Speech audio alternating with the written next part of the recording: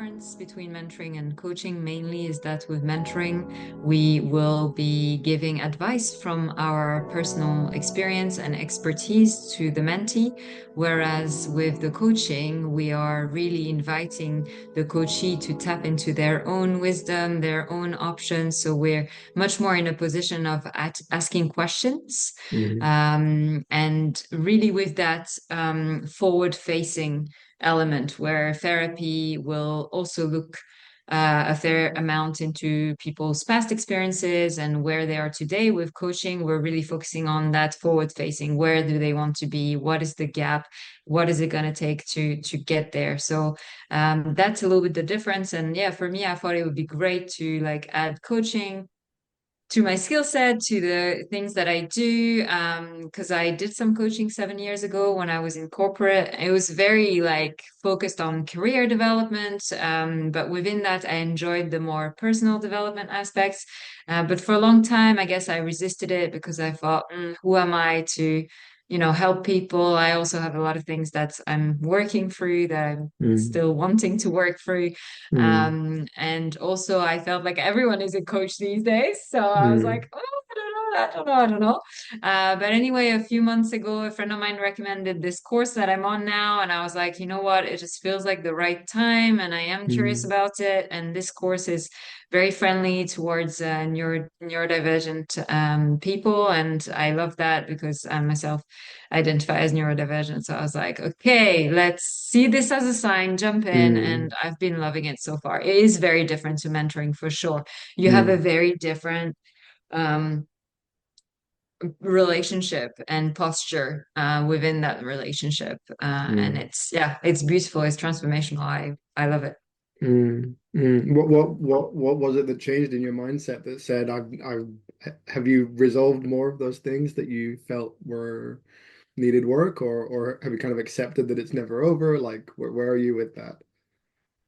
Both, for Yeah. sure. Yeah. Accepted that, like all of us, I'm a human in progress. And so Mm, I'm always going to be working on something. Otherwise, I'm not here anymore. yeah. And also at the same time, yes, definitely, I feel like I've come to a place where I am in a position where I can hold that space, Mm, and at the same time keep working on myself. So I've actually mm, decided to go back to therapy, mm, to continue to, support myself, heal certain things that I want to work on so that I can be a better coach. And I think that's really important, to do that, to be able to honor the process and the coachees as well. mm, Um, and then I guess to round that up and talk about the other thing I said, which was like everybody's a coach. Well, I've mm, decided that if lots of people are coaches, it means that there is a need. So why mm, wouldn't I feel that need mm, if it's something that I enjoy? And that's, who knows, mm. maybe I'm even, Skilled at. Yeah. fairly good at. Yeah. Yeah. Hopefully. Yeah. No, I get you. I get you. Yeah. You're right. Yeah. Should we get started now then? Is that cool? Yeah. Yes. Okay. I've got the questions written down here, so I'll just start with the first because I feel like that's a good thread into the theme. Of course, we haven't established the theme in this part yet, but the comfortable, the theme is becoming comfortable with change, right? Because we Hmm. talked about your background a little bit when we got the chance, and how change kind of embodies lots of elements of your life and your interest and priority. And so I thought I wouldn't keep this question to the end, which I often do. I'd start with it because I think it's probably going to be the best way into talking about your experience. So yeah, first question is how comfortable are you with change? And that kind of in some ways means also how comfortable are you with the lack of change, with routines and predictability. And I kind of wanted you to talk about that a bit. Mm. It's really interesting because my initial instinctive answer is that I'm more comfortable at the edges than in the middle, which is Mm, often the case mm, with my profile. So there's kind of black and white. So I'm comfortable with strong, solid grounding routines. mhm, I know what I'm eating, when I'm eating it, when I'm going to the gym, when I'm going swimming, and every day there are mhm, certain things that I will do if I'm in my, day-to-day environment. Hmm. And at the same time, I'm very comfortable and I love huge changes like moving countries, moving industries at the same time as moving job and house and all these other things. And so I tend to go from one extreme to another, Hmm. because at some point the lack of change becomes uncomfortable. It's too constraining and it's not free enough. And then on the flip side of that, at some point, too much change becomes too much anxiety and Hmm. difficult to navigate. And so I Hmm. kind of feel like I oscillate between the two, Hmm. in this roller coaster of Hmm. life. Hmm.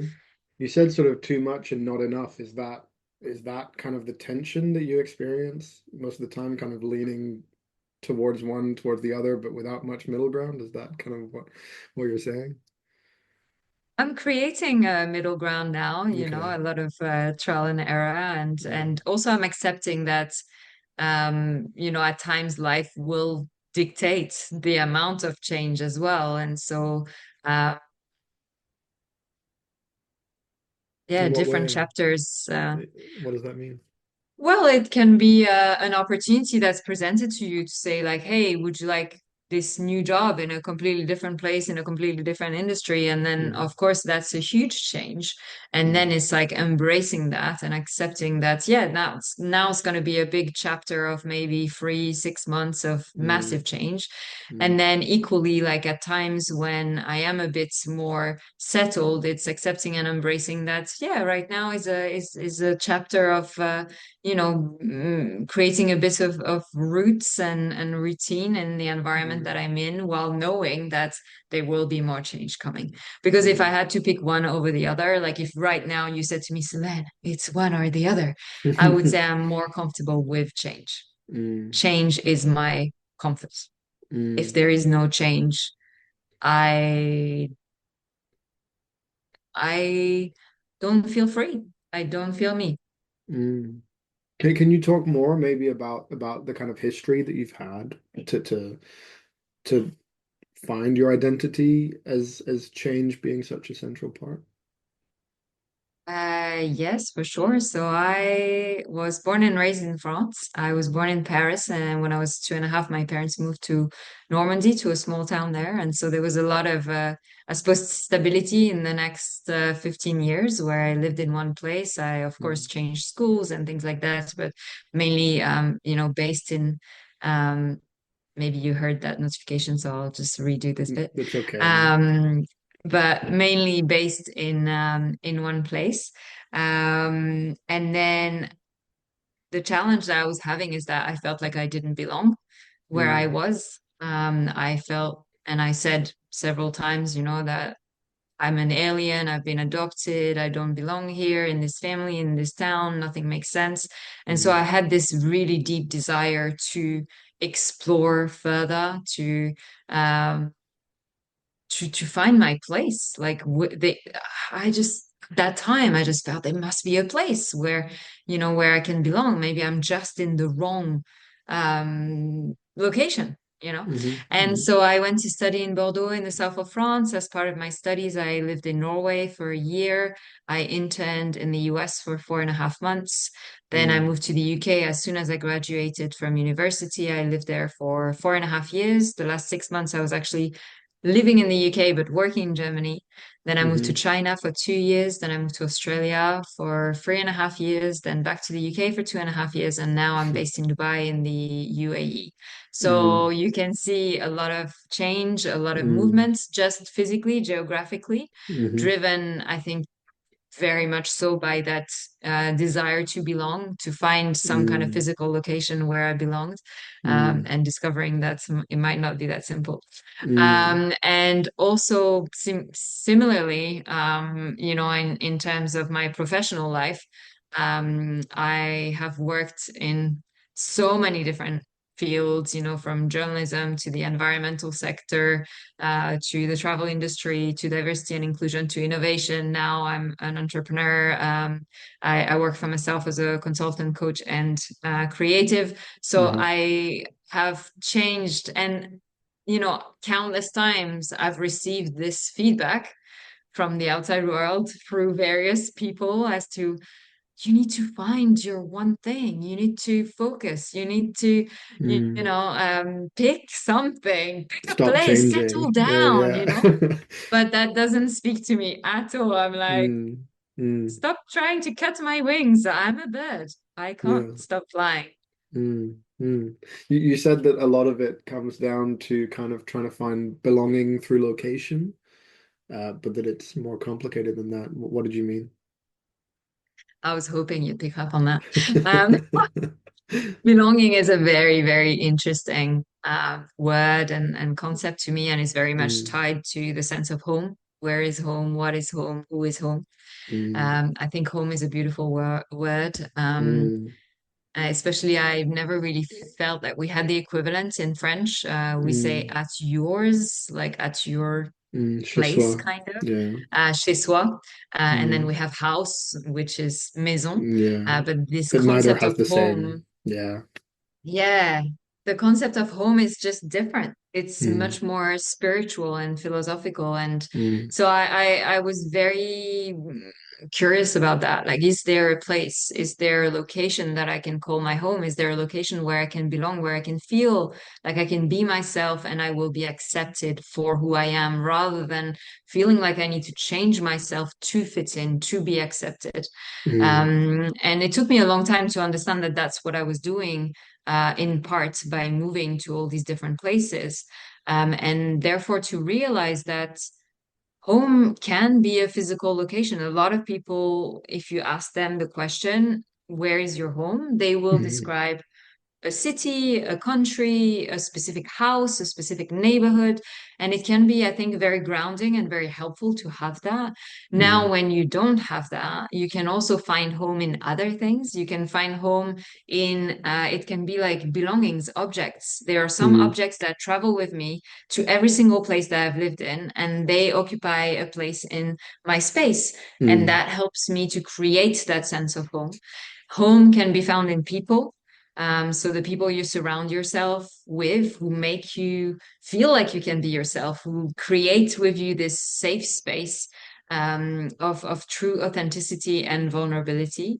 And Mm. also, and that's the last bit that, I'm still very much working on, is how can I create this home within myself, where Mm. I accept myself, where I feel at home with Mm. me. And that is more difficult than it sounds for, Mm. I think, a lot of people, including myself. Mm. I expect that's also even more true when the search for home has so much been preoccupied with kind of uh, environmental in the sense of location or external stuff, to try and find a whole new avenue for what it means to be at home, that has nothing to do with the external world. It kind of almost needs a new language.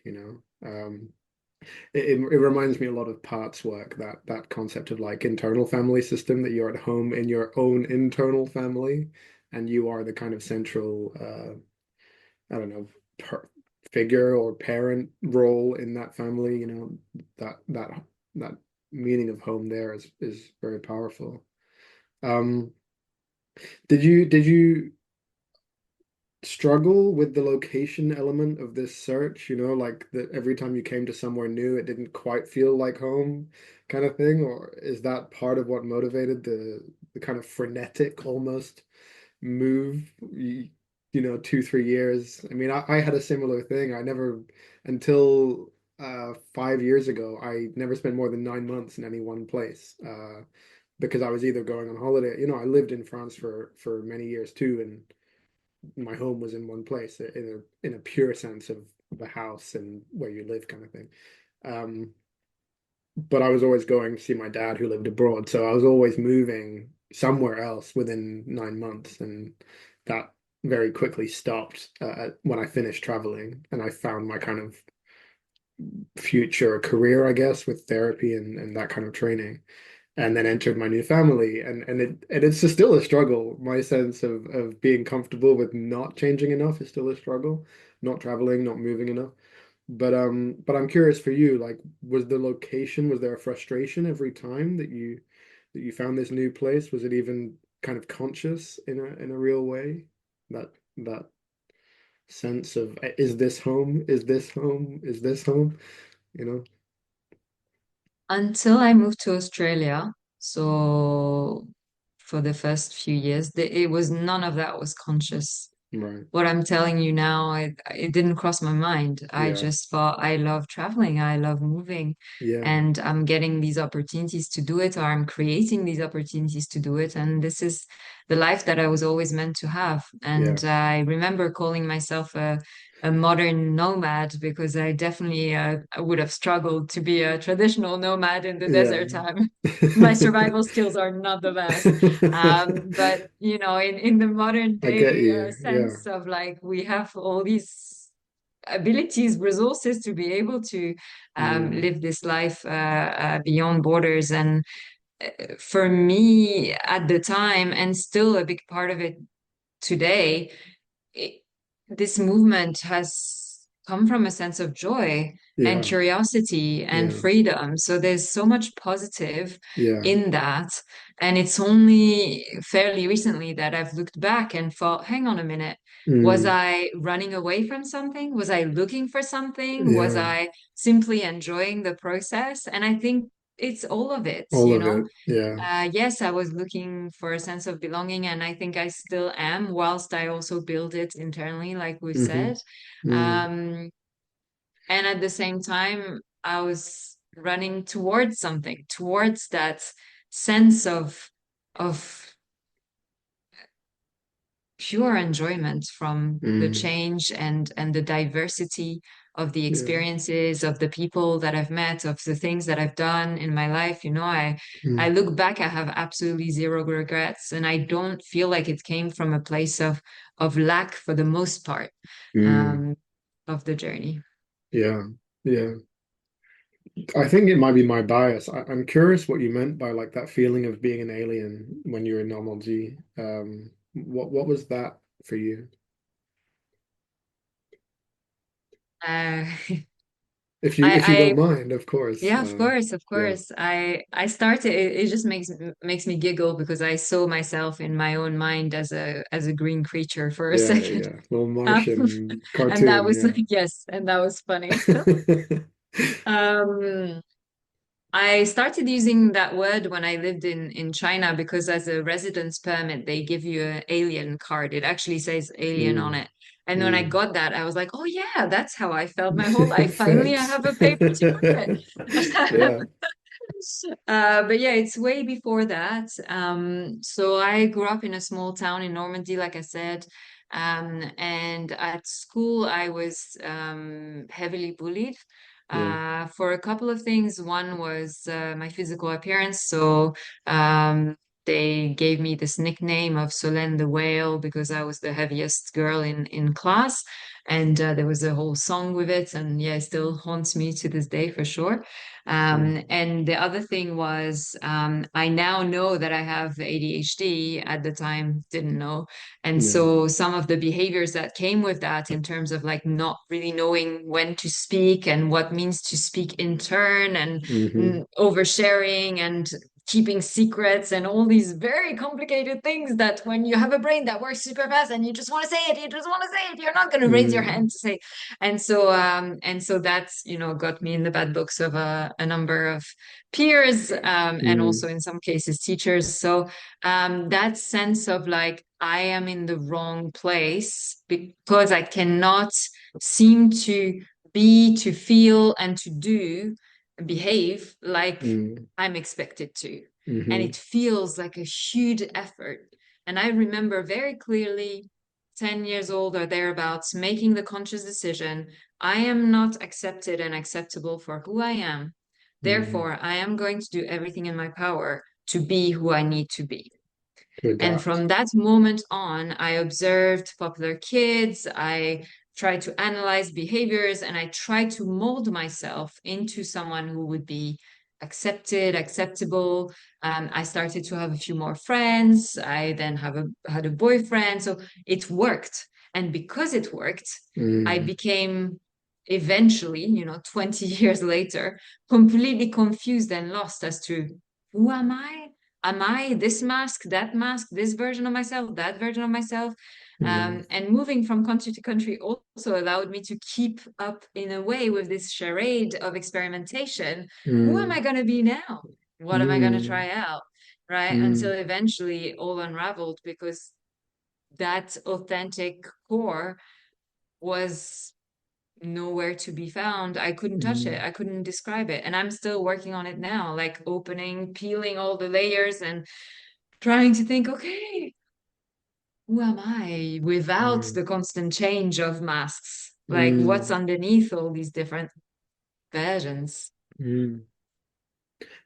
I have a lot of questions that I could ask. The one at the top is what it feels like to have masks, to take masks off. You is it what is that like for you? The idea of both wearing them and taking them off. Wearing them when I started, and for the 20 years that I was masking for the most part without even being aware of it at one point, Yeah, it felt safe, yeah, very safe. yeah, And therefore taking it off felt absolutely terrifying. yeah. Still does to a degree. Mm, Although now that I've started to be more me, at least to discover a little bit more what that means and to experiment with yeah. that out there in the world, it's impossible now to put it back on without a lot of pain. Mm, Um, Now it feels uncomfortable, it feels controlling, it feels dishonest yeah, to wear the masks. yeah. And so it's a very interesting journey of it's like oh my God, let me give you this analogy, yeah? Hmm. These inflatable mattresses, right? I guess You for take like them out of the pools. box, yeah? Oh yeah, yeah, You yeah. take them Okay, out of yeah, the box and yeah, then you use it and then you can yeah, never put it back into the yeah, box. yeah, That's yeah. kind of how I feel now. I'm Right. getting out of the box bit by bit. And I'm like, Yeah, sometimes I feel like, oh, it would be safer to go back into my box. And I'm like, yeah, no, I can't. No, yeah, I can't just stuff it. I can't stuff yeah, it. yeah. I wonder what that is. Like if it's an age thing, like it becomes harder to adapt the older you get because there's so much like literally the mattress analogy is a beautiful one because it's expansive, right? Like you take a layer off and a layer off and a layer off, and in the metaphor you get bigger, like you expand into yourself, right? And all those masks, all those adaptations are shrinking you to fit into this role that you think will be the right one, the safe one, the one that will get you love and acceptance.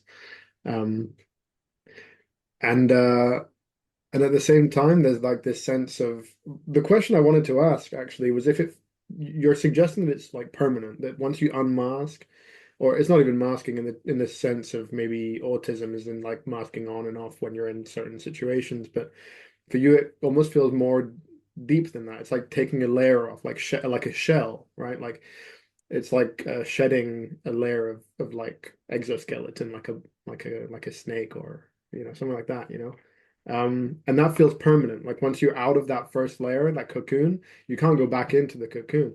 Is that true? Like, does it feel more permanent then? Like you couldn't even if you knew how, even if it was painful, but you needed to, could you put Yeah, go back? I can. Oh yeah, I Yeah, can.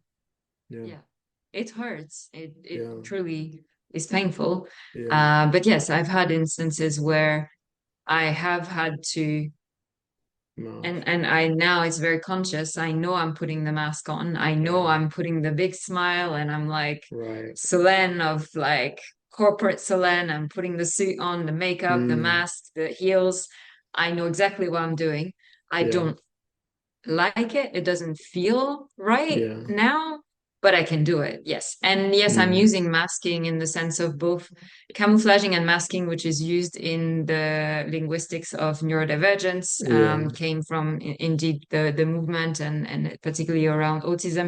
We use yeah, it also as ADHDers. yeah, And yeah. for context, I've been diagnosed with borderline personality disorder and with Right, ADHD. I right. have been self-inquiring about autism for some Autism. time now, Yeah, based on some of the things that I've shared already. yeah, yeah. I have not received an official diagnosis at this stage. It's Mm, self-inquiry.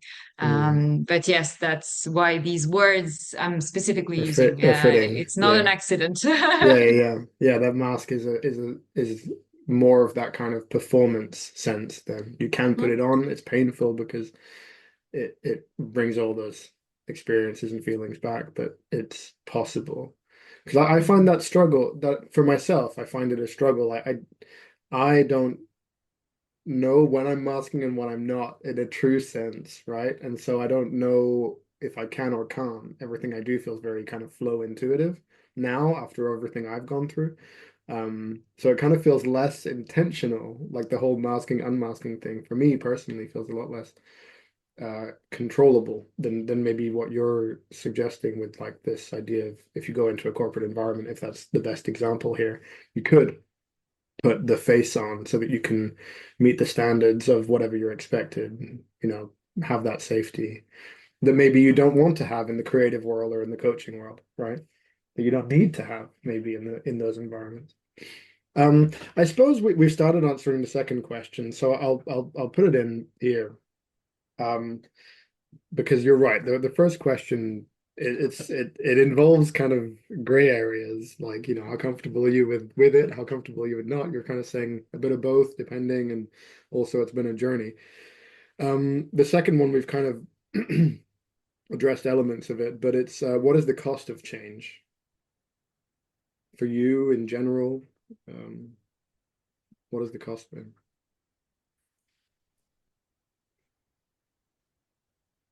It's a tricky question because I don't want to go into negatives, right? I just want to embrace that there are elements of all personality types of all journeys that I was listening to Love's I have Executioner. Sorry. Um I did have an idea, but you go okay. Well, finish your thought. I'll just finish my thought then. Yeah, I've been listening to Love's Executioner by Yalom, and at one point he refers to someone else who writes two phrases. Um, and the second one is that alternatives exclude, right? That by having choice, you also imply that there are things you're going to turn down, right? There's things that you need to not have by making a choice towards one direction. And for me, I've had the experience of kind of wanting to do everything because I didn't really want to put anything down, right? I didn't want to exclude any of these options. And part of my journey has been allowing myself the freedom of choice, which also implies sacrifice, right? And I guess I was thinking about, for your journey, for your experience, this embracing this love of change in many ways, at least, the parts that we're talking about, what's the cost of that been? Or what do you expect the cost of that might be? Yeah, thank you for that question. It definitely is making me think. A few things that come to mind. One is one of the costs of change for me has been that I feel like I'm walking a path that is less traveled. Mm, So I used to feel like I was, standing on a road on, a concrete road, hmm um, and um, and I felt stuck. And that's when I realized I don't know myself. I don't know where I want to go right now. And I had this visualization with actually a coach of mine. This is ages ago.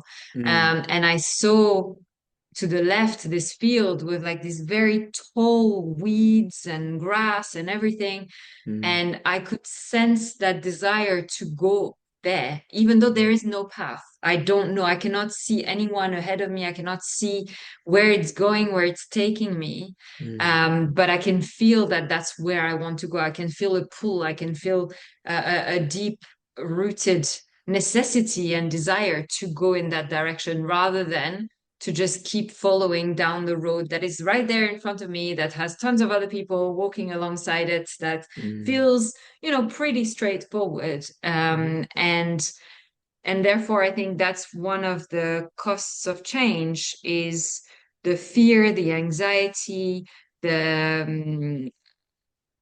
and the potential of getting lost, of taking the wrong turn because you cannot see the Mm. road and there's not like a ton of people. There are other people for sure that you'll meet in the grass somewhere and be like, hey, what's up? Mm. Mm. But not as many. Yeah. So that's one of them. And I have a couple of other ideas. One is around family. Not everyone will understand this choice of pursuing change, of Mm. enjoying and being comfortable with change. And also because I personally have sought change in a way that has taken me to different countries, doing, different jobs, different lives altogether. Mm. Sometimes I do say that. I'm like, I feel like I had multiple lives. It's kind of weird. Like Mm. I look in my past and I'm like, did I really do that? That is so Mm. different from what I do now, really? Mm. And yeah, it is. It just feels a bit odd in some ways. Mhm. And so that can create a strain on relationships with family, also on Mm. the ability to see them as much as you might want to, and spend time together. And the final thing is also linked to people and connections.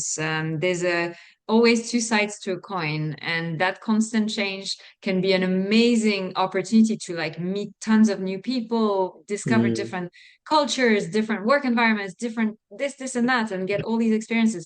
At the same time, it makes it more difficult to have like a consistent support system, Mm. because every time you get to a new place, you have to make new friends. You don't have a network. Every time you come to a new industry, again, your network is completely different to the one you had before. So you can't necessarily find, I don't know, a mentor that is going to help you to learn. So you're starting from scratch over and over again, both in Mm. the sense of like what you're doing, but I think more deeply in the connections that you have, the friendships that you have, the support that system that you have around you, and that can be Mm. quite challenging, and it's definitely a cost. Yeah. Mm. I've sort of like got it as like anxiety, straight a greater strain on relationships and like lack of like a loss of consistency in maybe those Yeah. relationships in that system in that network. But Yeah.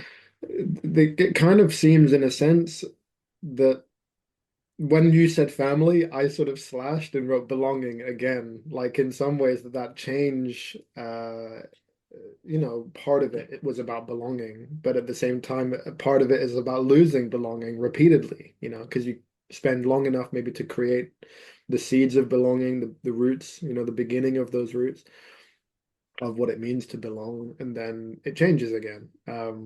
Is that part of, did you feel that? Did you experience this sense of chasing belonging, losing belonging, like this constant kind of wave system of those things? How long does it take to belong? Yeah, I yeah, don't have an answer to that. yeah. um I don't feel like I've experienced that consciously. That's a back and Mm, forth between the two. mm, mm. um if anything, I feel like it set me on the path towards Towards it.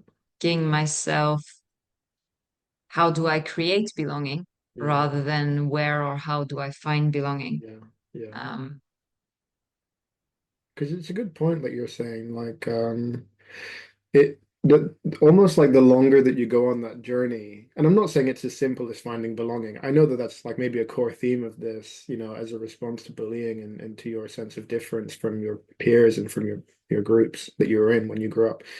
That's a theme, but you know, you your journey in some ways sounds, I mean, again, from the outside, knowing you as long as I've known you here, that it guides you towards a reflection on what it means to belong. And that's kind of what you said at the beginning, that it goes from this external, where do I fit, to an internal, how do I feel at home in myself, wherever I am, whatever I'm doing. it sounds like that kind of, the path less traveled indeed, but in some ways another path towards what is one of the, I think, ultimate goals of kind of human consciousness is to feel home, right? And home means accepted, means loved, means valued, means comfortable, at peace, the sense of kind of Buddhists, like the whole struggle is towards inner peace, which you don't need to struggle for. It's always there, it's always available. All we need to do is let go, right? But that process of letting go is so much of the time a struggle. If you have felt some of the things that I expect, the bullying and the sense of alienation grows in us, what do you think about that before I move on?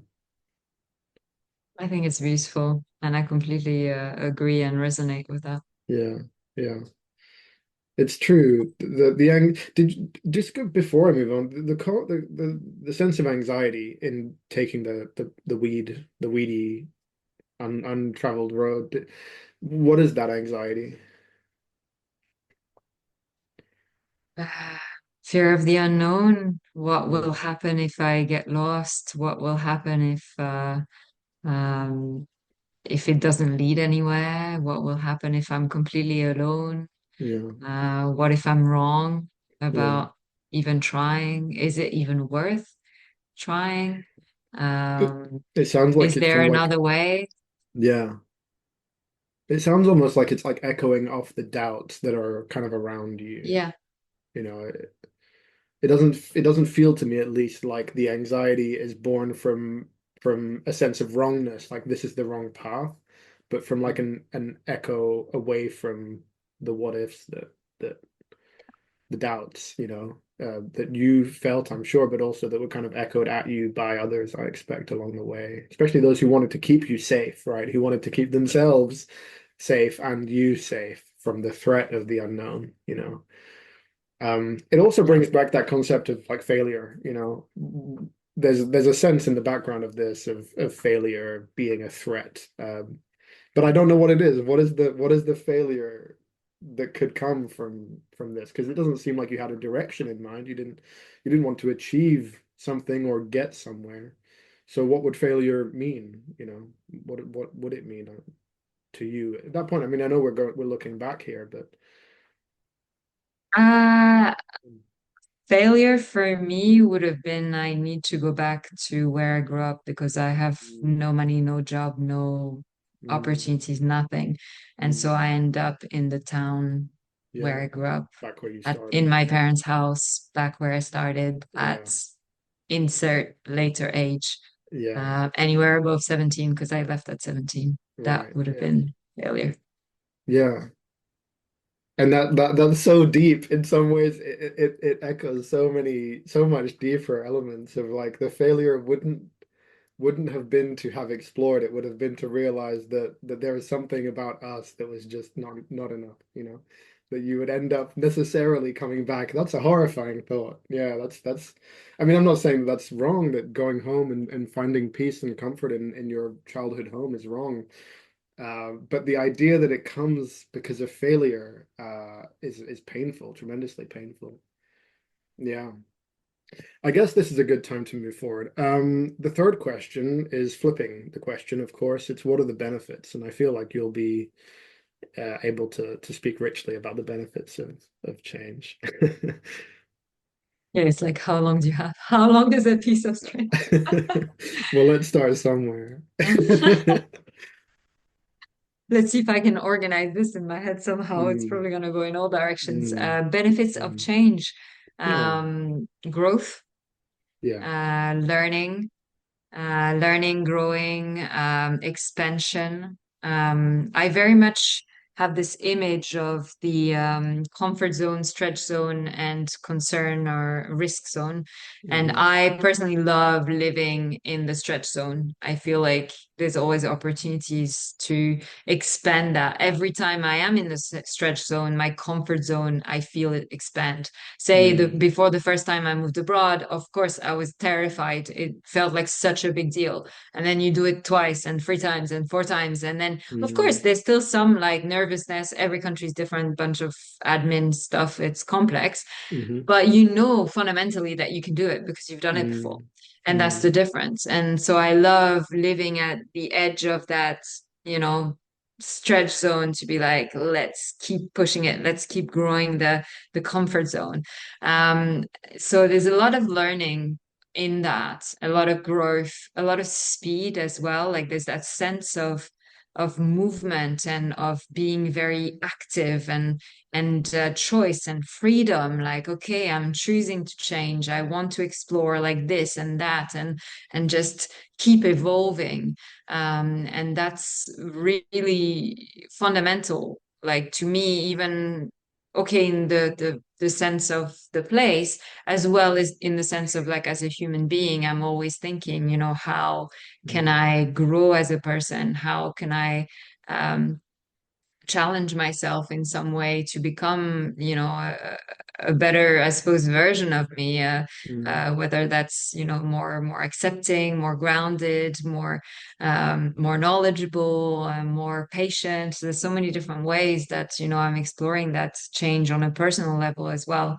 Mm. Um, Other benefits of change, I feel, is that it can really truly help, Mm. you know, others, help ourselves and also help others because Mhm. um, I've noticed, you know, by doing and living this life on the constant, you know, change treadmill. I don't know. It's not a treadmill because that It's would be not in a the same treadmill. place. Yeah. No, not at I all. was gonna say, It's yeah. that's why I was like, this is the wrong image I'm Yeah. trying. What am I looking for? Yeah. I'm looking for a river. I'm looking for Mm. on the currents. There we go. Mm. Mm. On this current of change. I've noticed that a lot of people have said to me over the years, "Oh, just because I saw you do this, I thought." Maybe I can do it too. Mm. Like maybe It's it's possible. Maybe I inspiring. Is can that live the in a idea? different country.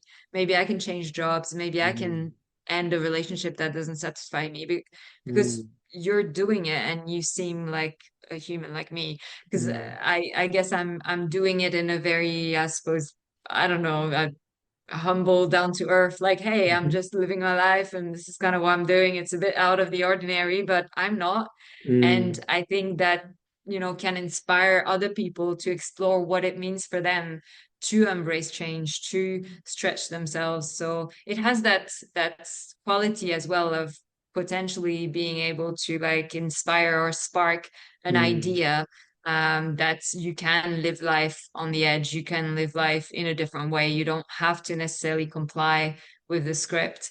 And Mm. with that, you can change things around you and have that ripple effect where you can notice, like, at a level of an organization, you can inspire change, you can inspire transformation. I worked as a transformation manager Mm. for you know, some time, and I think that speaks for itself, right? Or working in Mm. innovation or working in diversity and inclusion and really having an impact and seeing that, you know, I created this cohort that is the most diverse that, you know, the UK Innovation Government Agency has ever invested in, you know, and Mm. all these things. It's like because you are changing, you're not scared of changing things around Mm. you, and therefore, like, change sparks change.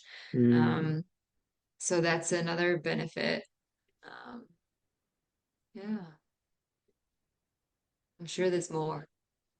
No, but the word evolution comes to mind, right? Like again on the other on the meeting I had with Zani, the kind of end of the call or of the conversation was this point about like people being like dumb, right? Like that there's this kind of like human element of like we're not that smart. It's kind of hard to see ourselves and see the system we live in and do anything about it in a very kind of precise and intelligent way.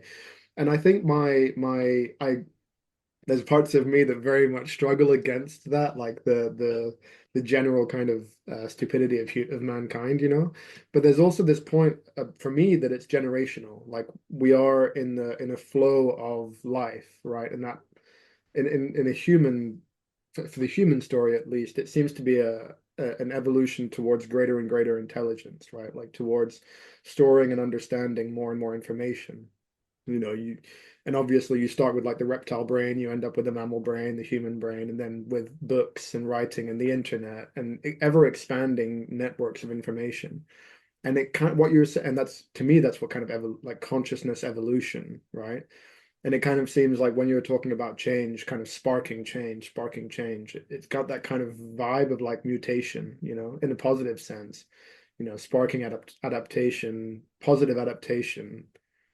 And that the point of diversity, of evolution, is to create more diversity and more evolution, right? That there's this kind of positive cycle that you're intentionally kind of grooving by not necessarily chasing change, but certainly embracing change, you know.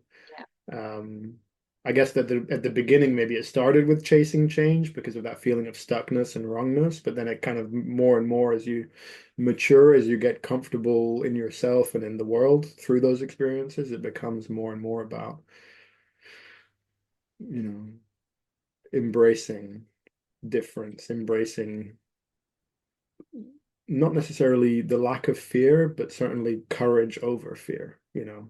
Yes. Yeah. Yeah. It's a cool way of seeing it. Being, yeah, I mean, it's very kind of, it's become almost a platitude, you know, be the change you want to see in the world, you know, but it's true at the same time. It's a It's platitude for a true. I reason. mean, Like, yes, exactly. yeah, it's like most cheese. It's cheese And because it's let's give it back to Gandhi for for that go quote. for it. Yeah, yeah, no, for sure, for sure. It's yeah, be the change you want to see. And sometimes it's hard because you're not seeing much, or you feel like you're, Mm, just a small cog in a giant machine, or yeah, a small organism in a giant ecosystem. yeah, Um, but again, like if you don't do it, then for sure there's gonna be no change and no impact. So, yeah. And even it's if there like, okay, is, you might might as not well see have it. a yeah, might as well have a go, and you just don't know, right? Yeah. And I like what you said about change, then courage. Mm, I suddenly had this image of like kind of a cycle of courage, confidence, competence, and then change mm, coming in. And every time change comes in, the courage is like mm, boom, sparked. And then because okay, had the courage to get on with the change, embrace the change, then comes a little bit of confidence. Aha, mm, maybe I can do this. And then with mm. the confidence comes new competence. Oh, yeah, now I know how to do this. And then Yeah. a new change comes and it's like a new invitation. And it's like, oh, Mm, hey, let's have the courage to embrace this change. mm, It's definitely not ever been completely anxiety free for me. And I think a lot of people see my life, my journey, or read one of my books and go like, oh my God, like this seems so easy. Like, but it's you, you're different. Like it's easy for you, mm, because you're like such a different person. And it's not the case. Like I still get, this moment of like, if it's a change that I haven't chosen for myself, is different. So if mm, I've chosen this change, much easier to be courageous and gain some confidence, gain some competence. I decided to mm, move myself towards or with that change. If the mm, change is imposed on me by an external factor, life, work, whatever it is, mm, of course, it's more difficult.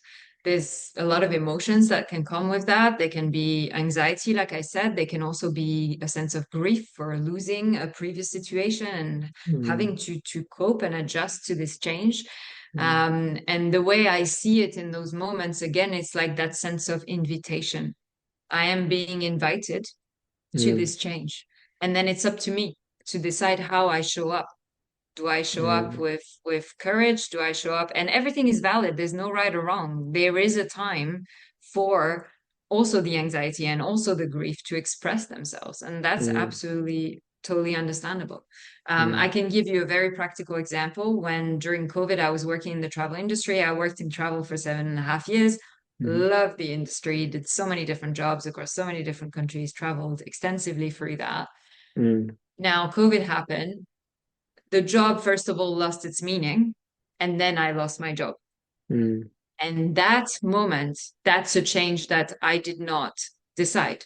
mhm, I saw it coming, of course. I know what's happening in the world. There's a pandemic. The city that I lived in is completely closed. There are no tourists. No one is using the hotels. Like my role doesn't really make sense. mm, So still, it was difficult. And still, I needed to leave a lot of space for my grief, the grief of a part of what felt at the time like my identity.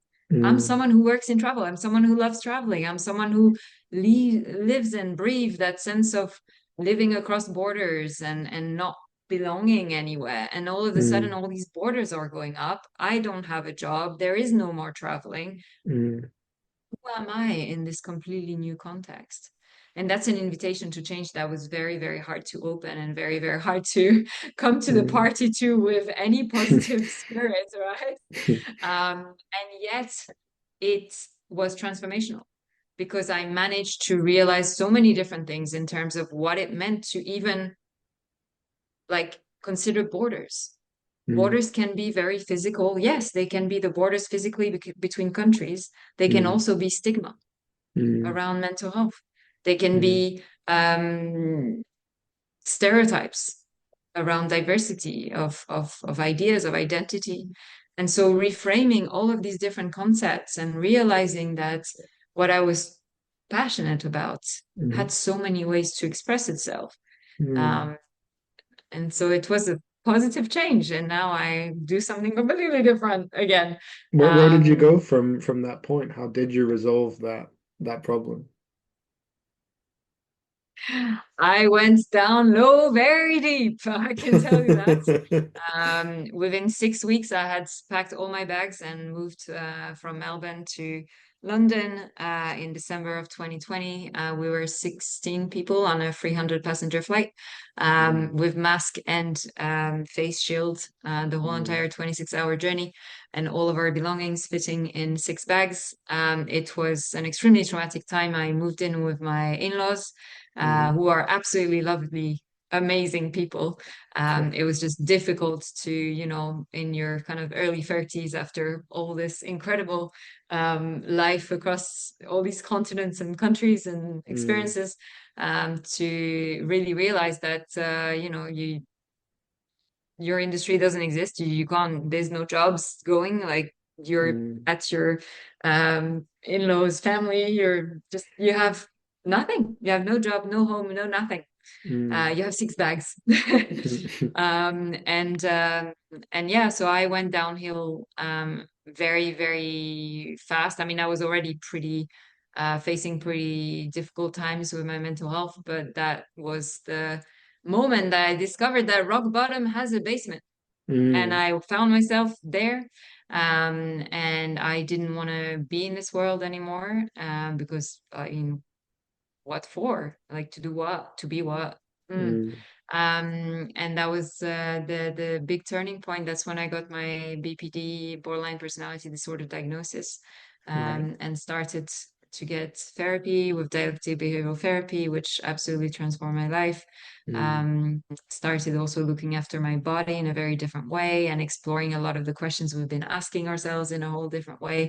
Um, but yeah, I went very low, what felt like very fast, mm, before I could slowly come to where I am now, I suppose, and still with a long ways to go. I'm not gonna lie on this show or any shows. I'm still very much working on, this whole being human thing. Because, mhm. like we've established, deep down inside, I'm a little green alien. So Being human doesn't that was come a joke, just natural. in case anyone is scared or wants to come to my house and extinguish me. It was a joke. It was, I am in fact in the body of a human being. Yeah. Yeah, no, I hear that. I guess this actually where we're at kind of flows into the next question, which You're talking about rock bottom, moving forward, and continuing to grow. Um, Four is how do you imagine your relationship to will change as you develop and grow older through life? Yeah, it's a very hard question because I don't have my crystal ball with me right now, so I can't give you this accurate reading. Sure. Um, It's a very good question, and I can tell you first the external answer. The Sure. external answer that I get time and time again is that at some point I really need to, and I will for sure, settle down because surely that's exactly what I want to do, right? Wink, wink, wink. Solène, one day you're gonna grow out of this whole travel life. You're gonna, Hmm. buy a place and settle down and do all this stuff. Yeah. It's interesting because when people say this, and a lot of people do, they offer this unsolicited advice a surprising amount of time. Yeah. Um, I feel like they're talking gibberish Yeah. or about someone else. Like it Yeah. just doesn't resonate with me. Hmm. I can't imagine in this moment that my relationship with change is gonna drastically um, Change. change, Yeah. evolve, transform Yeah. as I grow older. I am hoping that if I do live till I'm 80, 90, that I'm going to be grandma on a plane all the Hmm. time and traveling. If I have Hmm. enough money and health and time, that's the three things you need, Mm. Mm. to continue living this life. Mm. I really deep down hope that that's going to be the case. And, if I can't be on a plane, I'll be one of these ladies on a cruise ship because why not? I don't enjoy cruises now, but if that's the only way I can move, Hmm. sign me up. Yeah. That's what I imagine right now. To contrast that, I also am starting to have these visions of like opening a retreat in Cyprus in my 50s Hmm. Cool. and have this like Airbnb at the top and then have like a fire pit and we can do like art and yoga and meditation and dancing and Hmm. we can find home within ourselves. We can put the phones away. We can ignore AI. We can, Mm. really have a moment of connectedness with, ourselves and each other. And Mm. so it's interesting because that's a change.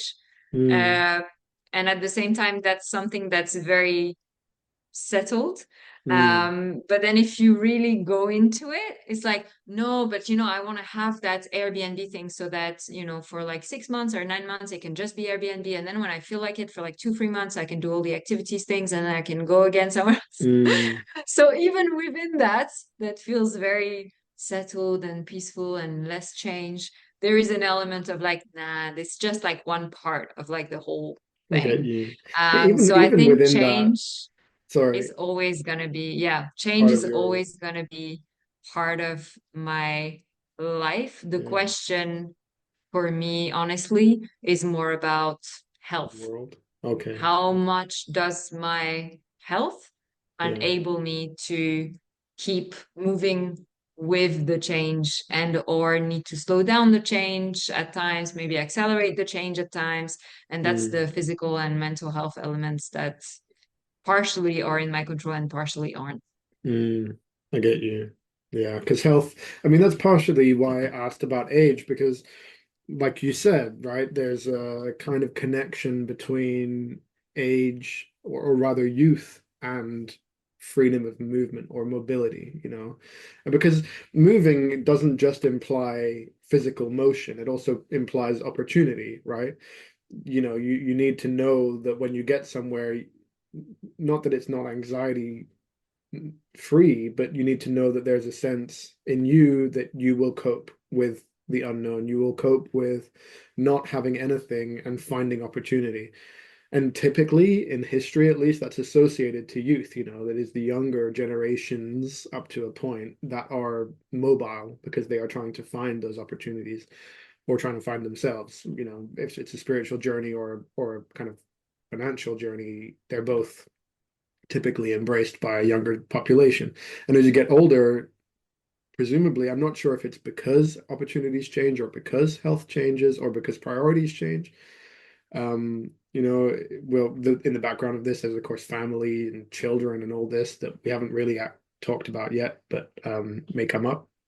Um, you know, priorities change or other things change, and so typically there's kind of less and less mobility until the generation that if you have kids, and then their generation picks up on that kind of mobility journey. Of course, you know, you kind of implied that I mean, before I move on to the children family question, because I feel like we're aching almost to talk about it here. Um, I wanted to just say, even the idea of like this place in Cyprus, this retreat, there's going to be a lot of change within that because you're inviting more and more people that are not the same people over and over again to have what feels like transformational experiences, at least what you're trying to create. So you're trying to embrace and promote change, right? Yes. Even if you're staying still, the world Yeah. around you and moving through you is changing, right? And Um, that's with coaching as well.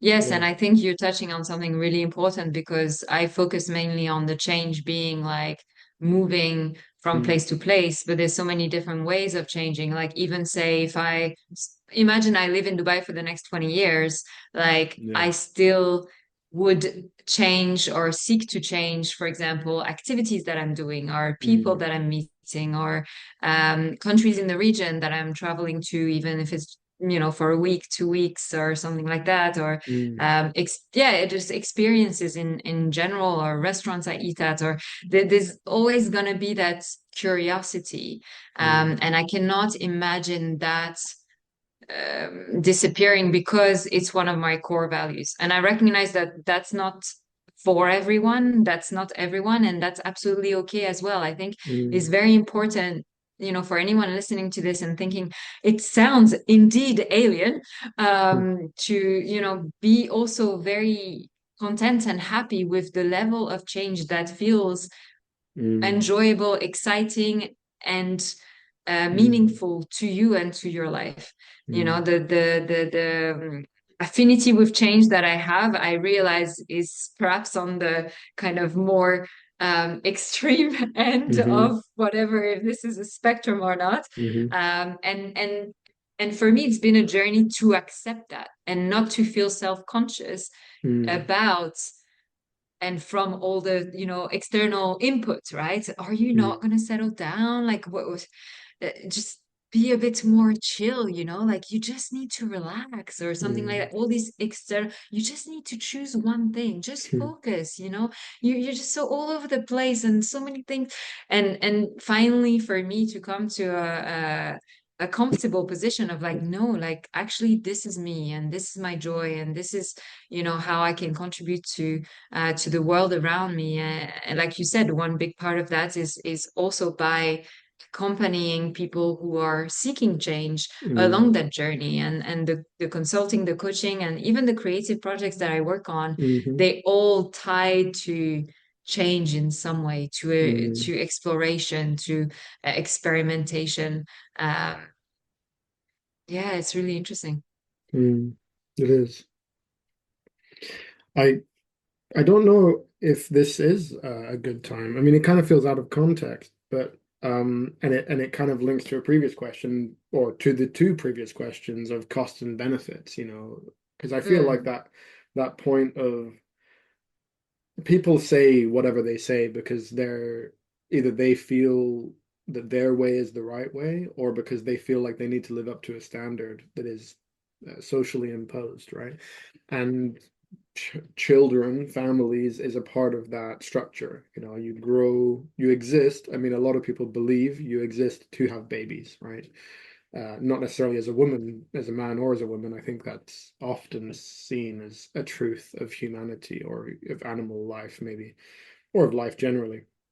Um, but of course, I don't know if the cost or benefit of this change of having the freedom, wanting to safeguard that freedom comes at a cost or at a benefit of not wanting kids.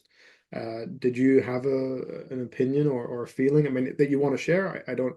I know that it's kind of been mentioned between us, so I don't feel too scared of asking the question. But how do you fit family and relationships into this point about mm. change and everything else we've talked about? Yeah, it's a very good question. Multi layers, my brain is going in all directions. Mm, First of all, family can be circle of friendships, can yeah. be a romantic relationship, can be parental relationship.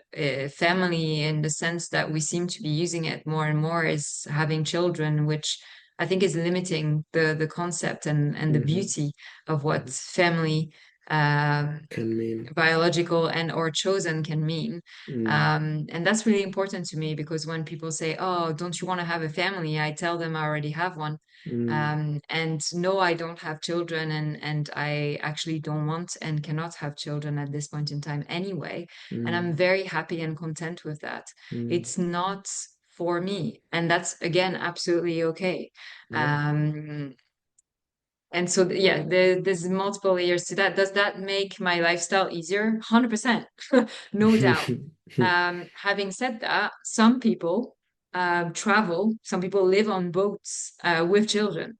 Mm, So some people go for a round the world tour. I met this amazing lady in Uzbekistan during one of my trips recently, who mm, traveled the world in the 80s with her 7-year-old son as a single mom.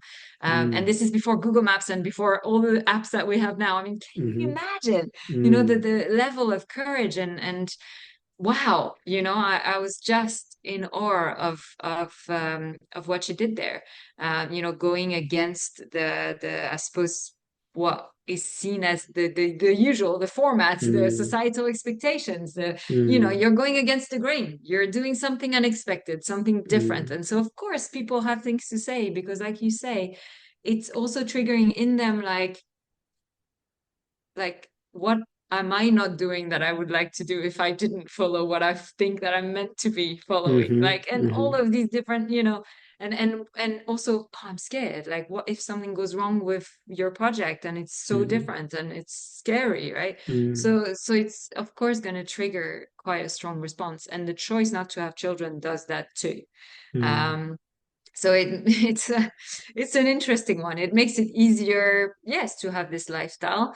Some people might see it as a cost of this lifestyle. For me, mhm, it's not. I'm not choosing not to have children because I want to travel. Like, I love mm, to travel, and I think you can travel with kids if you want to mhm, do that as well. mm, And it doesn't mean that I don't have family. And yes, it mm, does mean that my relationships may look different. I don't live close to my parents. I don't have lunch with them on a Sunday or something like mhm, that. mhm, However, again, it's not the only way to be close to people. And we are mm, so lucky. I am so lucky to be born in this mm, generation mm, where it's more affordable than. Okay, post-COVID, less so. But before COVID, just before, when you could fly from like London to Barcelona for 50 euros, I mean, come on, mm, mm, it's compared to like my parents, my grandparents' generation, it's way more affordable mm, to travel. I feel so lucky that I was born now, and we have all the technology. I can keep in touch with my family. We can, video call mhm, each other, mhm, once a week. We speak a lot. I'm lucky they're open to and they enjoy traveling, so they come to visit me, and then obviously I mm, come to also see them. We have found a way that it works for us in mm, our balance.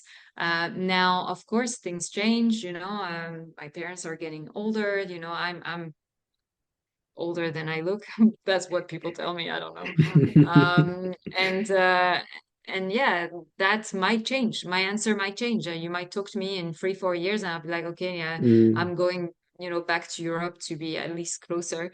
mm, So that, I was in London because during COVID, living in Australia felt way too far from my loved mm, ones, and I mm, just couldn't cope with that distance and that not knowing when we're going to see each other again. And we didn't see each other for 18 months. And that was extremely traumatizing for me because I am very close to my mm, family. And so moving back to London was, still being abroad for me because obviously I was born and raised in France. mm, But being so close that I can get on the train and in a couple of hours I can see my mm, parents mm, and my sister and that felt really right. And now I'm in Dubai. It's a 7-hour flight. It's direct flight. It's not that far either. mm, So Yeah, you just make it work, Yeah. and I'm very, very, very lucky that my Mm, husband loves to travel. mm, We met when we were 23. We've been together for more than 12 years, married mm, for two. And when we met, we knew we both enjoyed traveling, but we never could have imagined moving so many times. I mean, most of the time we've been together, but even for 2 years, I was in Shanghai and he was in London. I was mm, pursuing my willingness to live in China, to explore that. And we did long distance. It was really challenging, but it mm, worked. mm, And so I think finding people in your life who are open to, going at least like you living your own version of change can be mhm, super helpful. You can't obviously impose that. Like I respect wholeheartedly, for example, that, my sister loves the opposite of what I mhm, do. She's mhm, very happy and she lives in a small town, 1,500 inhabitants in France. mm, We're like polar opposites. What I mm, appreciate so much is that I love her life for her and she mm, loves my life for me. And neither mm, of us are trying to say, like, this is better or that is better or you should try this or you should try that. No, because if I lived 1 week in her life, mm, I could not be here. And if she mm, lived 1 week in my life, she would probably be exhausted. mhm. And that's totally fair. Like we are Yeah. just different people. Different people. And so Yeah. yeah, that's a very, I'm sorry, that's a very No, no, that roundabout was way. Yeah. perfect. To No, the it was answer of perfect. the kids question. But I'm happy to come back on another episode and talk about all Yeah. the reasons why I'm not having children if you want. Yeah, I would love that. I would love that. It's definitely a subject that I think is worth talking about in depth. I think, what sticks with me most is like family is a wider concept than parent-child. Um, I think that's a fair and a good way of putting it. I'm sure there's many more layers that we could talk about, but we'll hold it there for now. Um, Again, the question that I'm going to ask is covered in some senses, but just to focus on it is what have you learned from your experiences with change, and what do you feel you have yet to learn? What are the gaps? What are the struggles, the things that haven't quite been integrated, or that you're still working on? Because I think your point about stretch, is from what I get from the benefits question was very much like living in the stretch zone as much as possible without exhausting yourself, without burning yourself out, is valuable because it's going to keep expanding your comfort and your competence at the same time. So you're going to expand yourself and your life. That's one of the learnings I've had from what you're saying. But yeah, what have you learned as well as what you've already said, and what do you feel you've got left or that you're currently struggling with, I guess maybe to work on? I've learned so much. I've learned from each and every single experiences of change. And yeah, what you picked out from that definitely is a big, big, big Mm, takeaway.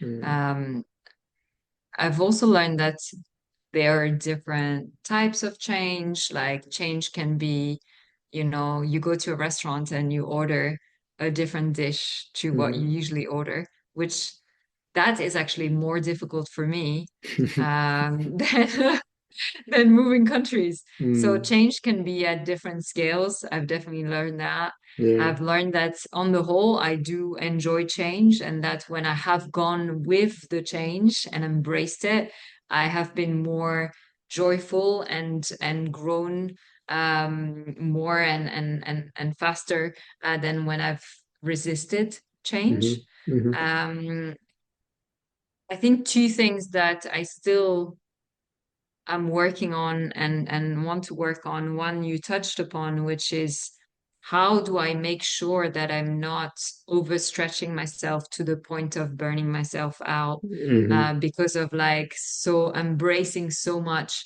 change that suddenly I feel uprooted. I feel um wobbly, I just feel like, oh, what's happening? What's happening? Like I'm caught in this tornado and I'm just like Mm, out of control. And mm, that can happen because of that very big appetite for change, for mm, learning, for embracing new experiences. Um, I can overdo it in the sense of what is suitable for me. Hmm. Um, and yeah, so navigating that when that happens. And then the other thing is coping with imposed change, Mm. because it's making that difference and that nuance again between when I chose to change versus when change was decided for me. And I can look back and see that when change felt like it was happening to me rather than I had decided it, how much more difficult that has been and that still is, Mm. to accept and to be open to.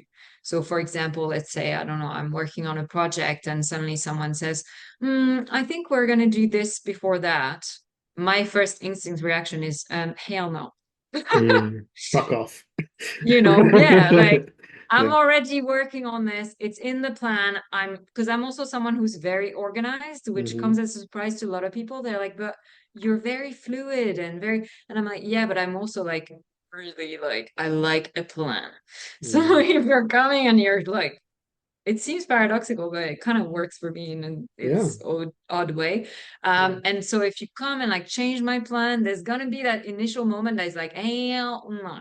Mm. So learning like how to cope with that imposed change in a more graceful way, where I'm like, Mm. let me think about it, rather Mm. than hell no, is Hmm. yeah, it's something that I'm working on, and it comes with that patience as well and that openness to be like, okay, let's see if this proposed change that is coming to me, let's see if it makes sense, let's see if I can make it fit, let's see, Yeah. and kind of like bringing it into the pot of consideration rather than rejecting it because I didn't initiate it. Planet. Yeah.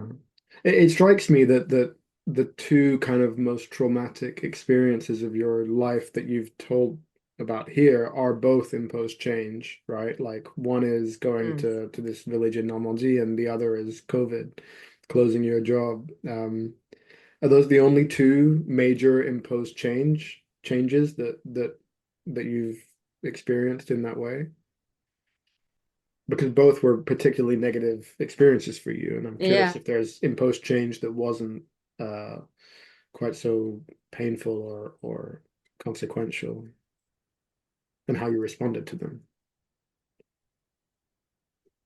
Right now, all the examples of imposed change that are coming to me are also challenging and Yeah. Well, perceived to be yeah, negative, like boyfriend breaking up with me, yeah. boyfriend number two. Yeah. I mean, in the long term, it was definitely good, Sure. but At the in the time, moment, it was yeah, absolutely devastating. yeah, Um, really trying to find an example of imposed change that was beneficial that felt beneficial in the yeah, moment. yeah. Because they often say, like you kind of implied it there, that like often not getting what you want is the best thing that could happen to you, and you don't necessarily Yes. experience that in the moment, and it takes time, and it takes what alternatives that opened up. Not getting what Mm, you want, the alternatives it gained, like, obviously the example here is your husband, right? Like not staying yes. with the boyfriends or them leaving you opened up the possibilities. So 100%. it did. Yeah, but for that you need a bunch of high insight and, Yeah, distance from the and event distance. Yeah, to get to that point of realization. I was yeah, thinking on a much smaller scale, sure. canceled meetings. Yeah, So fair. that's an imposed change. And Yeah, for the most part, I'm quite happy when that happens because I'm like, oh, I have so fine. much more time now. Yeah, I can do, this action in 2 hours instead of rushing it into one, yeah. or I can go swimming for a bit instead of Mm, like having to make dinner straight away. Or mm, so actually that's on a very small scale, like a yeah, change that is imposed and that I personally take it, very positively, positively. Yeah. unless it's like, a very important meeting that I was looking forward to or something like that. But even then, usually I'm like, oh, I have more time to prepare. I Yeah, don't, or oh, it wasn't going to go well today. I don't know. There's a way that I can I always get you. tell myself a story that is Yeah. actually positive. Yeah, the storytelling is so real. Because what you said about the Yes. imposed changes, I want to take the COVID one because it's probably less complex, but the moment that happened, you lost your identity and your story collapsed, right? in some ways, and that's the pain. It's not necessarily the job loss, it's the story, losing the story, the collapsation of like what is real, what is meaningful. Yeah. uh And, to add to that, I was losing a part of my identity in the sense of like, I'm someone who works in travel mm, and this is what I do and it's mm, what I love to do. I was also losing a part of my identity, which was like, I am an overachiever. I always work harder than anybody I know. I'm reliable. I do the literally like I work extra hours. I yeah, give my whole self to my job. yeah, I will never, ever be a person that this happens to. yeah, And that story, when that collapses and you realize it well, happened to you, it yeah, maybe it was useless. Maybe all these extra hours, maybe all this, sacrifice that you made to over deliver in your job and yeah, therefore obviously had an impact on your mental health, your physical health, your relationships, all the other areas of your life. yeah. Damn, was it worth It it? wasn't worth Was it. it worth Yeah. it? Oh, Yeah, heavy. ooh. Yeah, when it happens, it's heavy. There's this point, like again, going back to the Yellon book that I was talking about, that one of the ways that we try to deal with the chaos of the universe and with death, anxiety, or the fact that it's never we're never going to escape it, is the illusion of specialness, right? Like that it won't happen to me. And when it does happen to you, how much of the weight of everything else that illusion was keeping at bay, how much that weight comes down suddenly on us. Um, and I think you put it really well when you're saying it's all the other things that are associated, the web that's associated with this thing that we're not necessarily conscious of. And when something happens to disrupt that, how it makes everything emotionally conscious, if not mentally, kind of cognitively conscious, and how hard that is to reintegrate and awaken, like kind of reawaken, re-enliven from.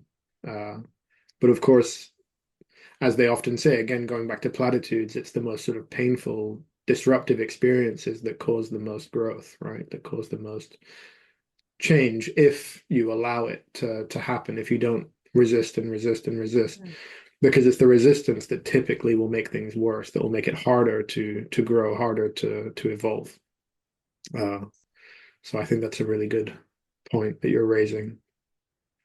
Loss of identity is a fascinating human trait, because it happens to everyone. The identity is too complex to not be disrupted in the course of life, and how disruptive it is to lose identity in all of its various parts.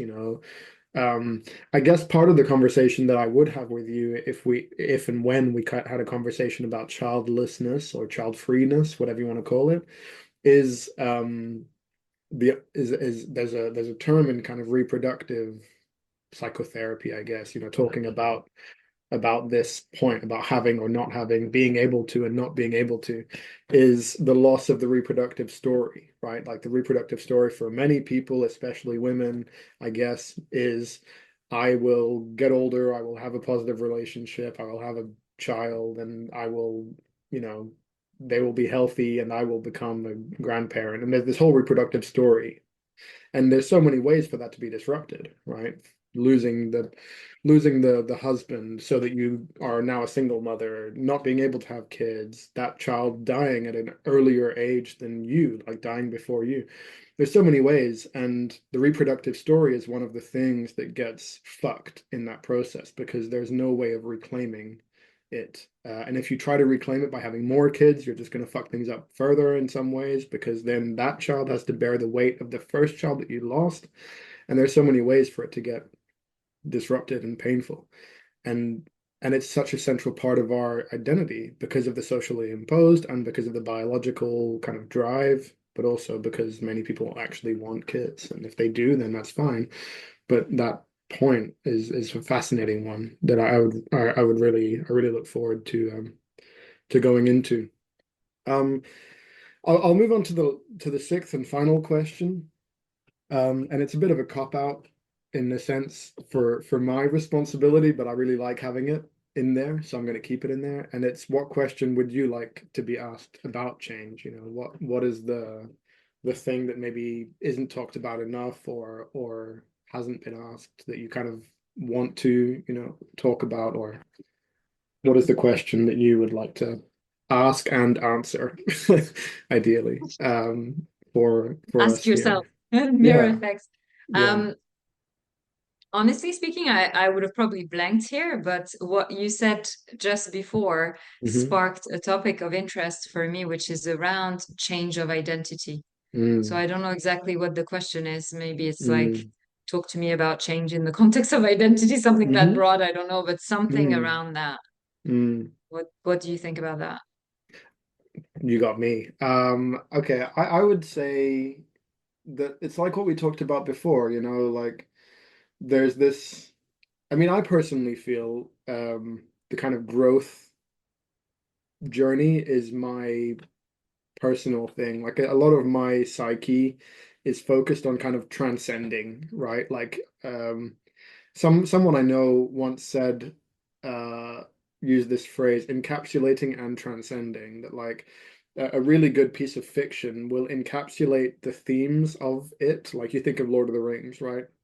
At least I do, because I'm a bit of a nerd.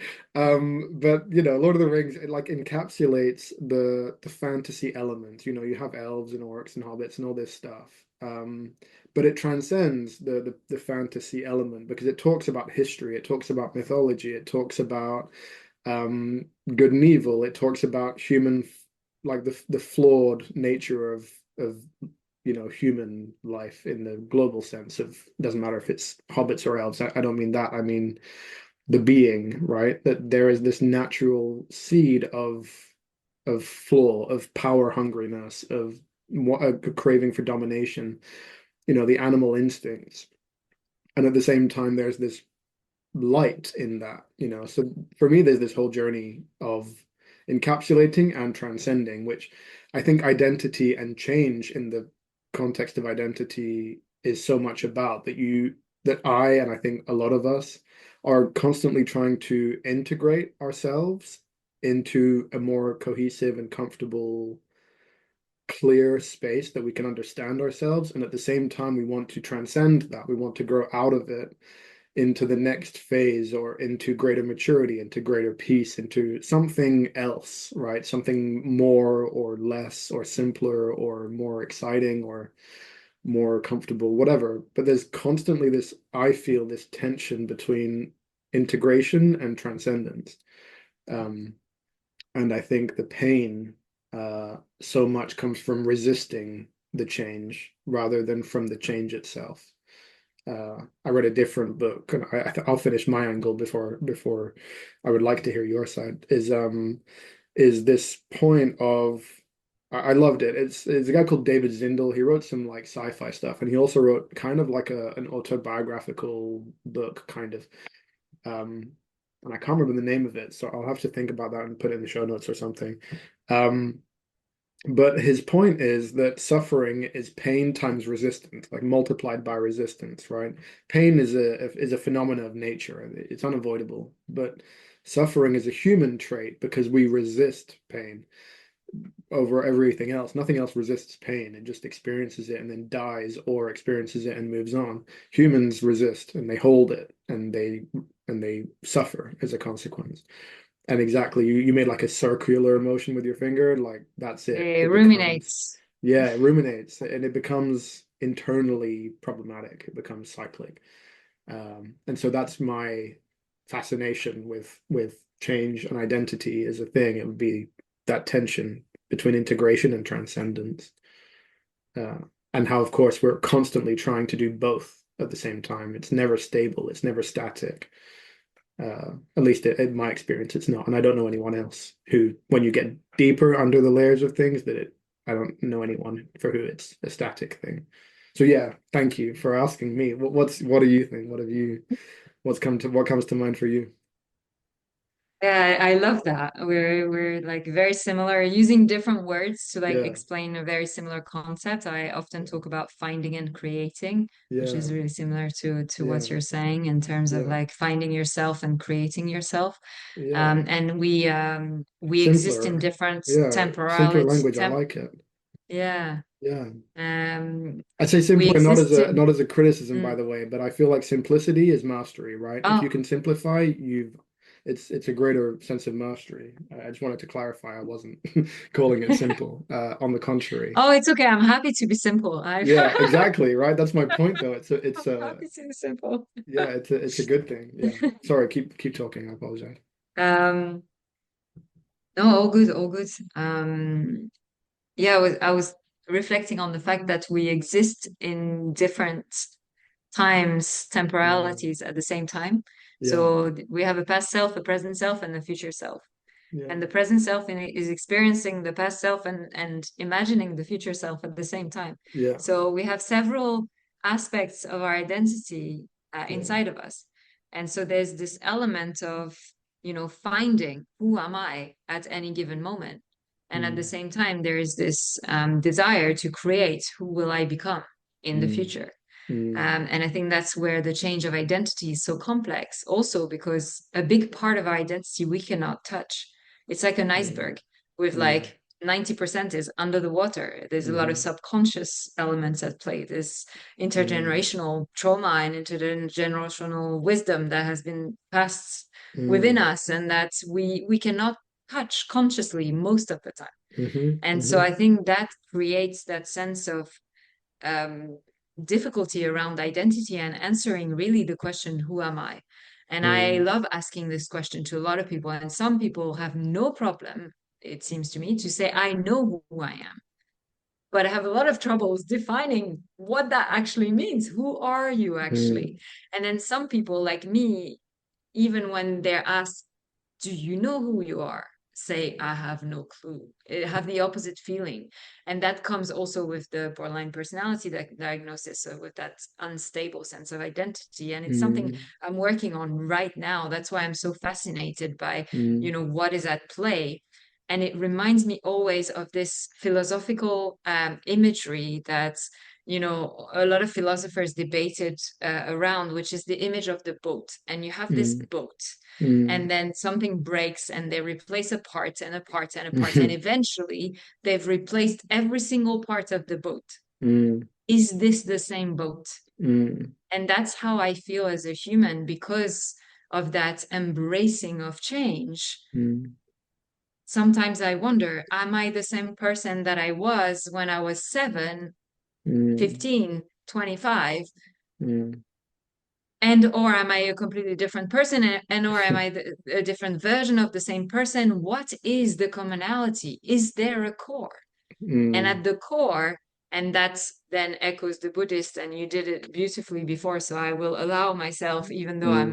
my knowledge is way too Please. limited, but I'm again really touched by Mm, by Buddhism and interested in it, and how it talks about being nothing and everything at once. mm, We are the whole universe in mm, one being, and yet we are also just a collection of atoms that kind of randomly are happening. And our mm, cells at a body level are regenerating every 7 years. mm, And again, mm, so biologically, am I the boat? Am I the same boat or a different mhm, boat?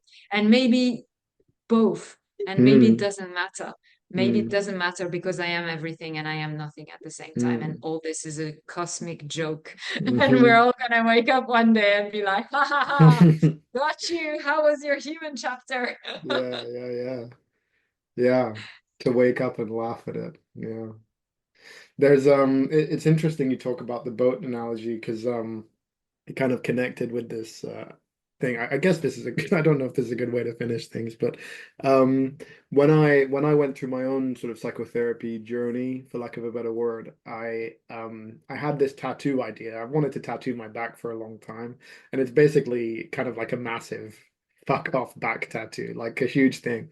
And initially it was like a tree. Well, initially it was like geometric shapes with lots of implied and layered meaning. And as I went through therapy, it turned from a tree to having been in Australia, I expect you've seen like the fig trees, that like spiral, but the roots are laid for the audience, the roots are laid in the branches of other trees, and then the roots grow down, the seeds are laid in the branch of the other trees, then the roots grow down to the ground, and then eventually they strangle the tree, and take its shape, right?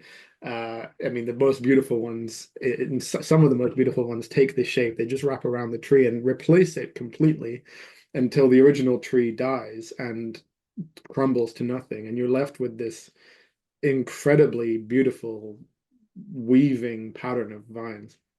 Uh, and I feel like that's what I became through my journey. I was no longer the original tree. I was the vine fig tree that had killed, in a non-morbid way, had grown out of and from the original shape. But the fig tree is so much more spectacularly beautiful in some ways than the tree that it was kind of replacing, that it was growing out of or from. And so now the tattoo has totally changed its sort of symbolic nature as a result of that change. But it doesn't feel scary or painful to me. It feels because it's slow and it's organic. It felt like a I guess what I said transcending the original person. But at the same time, I'm still the same person, right? Because I'm still the collection of parts that was me, and from which I've grown out of. So it's like you're saying, both probably. Yeah, but both is such Yeah, a and I feel a little pinch for that tree yeah, that disappeared in the process, because I yeah, think a lot of the time we look back on our past selves as if we've indeed outgrown who we were, and yet mm, we forget to honor and show a yeah, lot of compassion for who we to used love to be, them. because Yeah, that's what we needed to be and yeah, do, A, to get to where we are, but also because at the time that's the skills and the knowledge that we had. And that was yeah, the best of our ability. And that yeah, was something we referred to as outgrowing a few yeah. years before, and a few years before, and a few years before. I And I agree. think there's a lot of mastery in like accepting and honoring all of the versions of the Yeah, boat and all of the versions of the tree. And yeah. I kind of want to keep that tree in the middle The of your original. Yeah, yeah, yeah. weeds and Yeah. put hearts on it. I totally But hear that's it. a different No, no, tattoo. no, but you're right. Like I think having gone through that, the next phase is reintegration, right? Is reclaiming the past self. Because that's a very hard part, I think. With your story about kind of feeling alien, I've had the same experience, I think, for most of my childhood. It wasn't so much about for me finding where I would be at home, but for me, it was much more unconscious, I think, globally. But it started for me the other way around from you. It started with how how can I be okay in myself? Not consciously, not at all. But I think that's why I started doing therapy training at 28 or something, which to me is fairly young. But anyway, the point I'm trying to make is like now my struggle is learning to accept that I frequently become past self. I frequently am triggered back into things that are totally unreasonable, that are totally random and somewhat unknown to me, but definitely are born out of past parts, younger parts of me, for lack of a better language, that are still alive in me, that are still there in my psyche, in my body, in my cells. Um, and there's also, and I think the step after that for me, if it ever ends, because I don't know if it ever ends, is about embracing that kind of intergenerational element. Because I don't have such a strong connection to my biological family, but I know that there's a lot in there that I mean, I have a strong connection in some ways, but it's because of our family history, it's more complicated. But there's a lot of that intergenerational thing, and I've never heard the term intergenerational wisdom, and I really like the balance of that, the intergenerational trauma and the intergenerational wisdom, light and dark Just balancing made it out. up right now. It's a good point. It's a really good phrase. Because you're right. Like I said before, it's a generational process. And so you're Yeah. inheriting both sides. You're inheriting the pain and the knowledge, the And that's experience. coming from an exercise I'm doing in therapy right now, which is about looking at my family tree and looking at the different beliefs that I picked up from different people that were influential Mm, in your my life. upbringing. And I'm noticing Mm, that a bunch of these beliefs were positive, a bunch were negative, a bunch were neutral, mm, and then my interpretation made them mm, either agree with it's positive or even turn it into a negative, or mm, like agree it's negative or turn it somehow into positive, and neutral completely interpret it in one way or mm, another. And mm, that's been fascinating, and that's why I've reframed it not just to the trauma but also to the wisdom, because I've mm, realized there's a lot that I've learned that is really useful and that has shaped me into who I am today. mm. What they transmitted, it cannot all be bad or good. And again, maybe it's neither. It's like It's just a message. experience. And then Yeah. it's how do we tell ourselves the Mm, story? How do we interpret that experience, that mm, learning from it? And I really resonated with what you said about, the past self, like showing its head and still mm, being there. And I mm, would really invite the question of like, well, what if it served a purpose? Like, mm, what would be the message mm, that these experiences that you're still having are yeah. there to tell you? Mm, yeah. Because they exist for a reason, right? Like you said, Yeah. they're speaking for a reason. Um, it's that whole point of learning to accept yourself is so much about learning to listen to yourself in a deeper way. Not just hearing the anger, but hearing why the anger. Um, because it's not wrong. We're not wrong. Oh, Even if we're misinterpreting because of whatever reason, if we go take the time to go the layer beneath that, to let go and be curious, like you've said a few times, curiosity, we're not wrong. Um, and it's that's come some, from somewhere. yeah, it's coming from And somewhere. there's no negative or positive emotions. All emotions Yeah, are messages from within. yeah, Anger is hello. Something is yeah. crossing my values. Something is crossing my Mm, boundary. mm, That's what anger says. Now the question is, what boundaries, what values? Has mm, it happened in the past? Is it echoing something that you've been through before? Like what, it's what you said about that curiosity to go mm, deeper. mm, Um, all our emotions are valid, and when we explore, we can find so much logic mm, in things that may seem on the surface like completely logical. Like, why am I doing this again? Like, why is it happening? And then you go mm, deeper and you realize it's connected to some belief, some identity elements, some mm, spirituality component, and mm, or an emotion, a behavior, a thought. mm, And when we go to these deeper layers, that's where the change becomes so much easier and sustainable, because we've mm, changed deep down rather than mm, trying to, I don't know, I want to lose weight, but I keep eating chocolate. I'm never going to have chocolate in the house ever again. mhm, That's one way we're operating at the behavior level. But if we mm, understand why am I turning to chocolate, what mm. is it Yeah. about chocolate that soothes me? For me, it would be I'm bullied at school. I come home, I Hate demolish a packet of chocolate. cookies or Mm, chocolate, and temporarily I feel better. I feel soothed.